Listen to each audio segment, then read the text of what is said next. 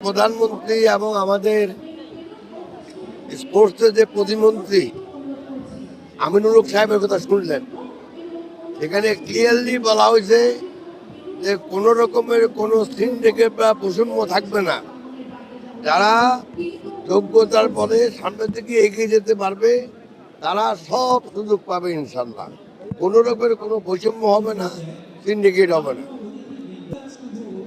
শুনেন, একটা হলো ক্রীড়াবিদ প্রতিযোগিতায় অংশ নেওয়া, আরেকটা হলো আজকে যে নতুন কুড়ি এক্সপো।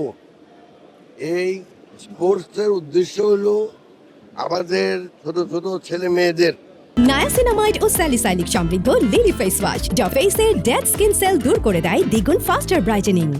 যাদেরকে আমরা বলছি নতুন কুড়ি, তাদেরকে মানসিক, মনস্তাত্ত্বিক এবং শারীরিক বিকাশের মাধ্যমে তাদেরকে উপযুক্ত নাগরিক হিসেবে গড়ে তোলা। শুধু লেখাপড়া করলে, বই পড়লে উপযুক্ত আপনি অনেক ফার্স্ট ডিভিশনে পাইতে পারবেন, আপনি স্ট্যান্ডও করতে পারবেন, কিন্তু তাতে কোনো লাভ হবে না। লাভ হবে যদি আমরা আমাদের ছেলে মেয়েদের জ্ঞানের সাথে শারীরিক, মানসিক এবং মনস্তাত্ত্বিক বিকাশে সাহায্য করতে পারি। সেই জন্যই আজকে আমাদের মাননীয় প্রধানমন্ত্রী আমাদের দলের ম্যানিফেস্টো অনুযায়ী এই নতুন কুড়ি স্পোর্টসের শুভ উদ্বোধনী করলেন।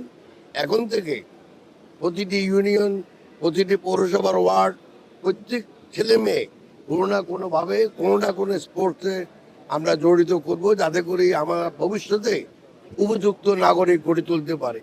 আমাদের মাননীয় প্রধানমন্ত্রী কি বললো যে তোমরাই ভবিষ্যৎ, তোমরাই ভবিষ্যতে বাংলাদেশকে গড়ে তুলবো। আমরা সেই লক্ষ্যে সামনের দিকে এগিয়ে যাব। নায়াসিনামাইড ও স্যালিসাইলিক সমৃদ্ধ লিলি ফেস ওয়াশ যা ফেসের ডেড স্কিন সেল দূর করে দেয় দ্বিগুণ ফাস্টার ব্রাইটেনিং।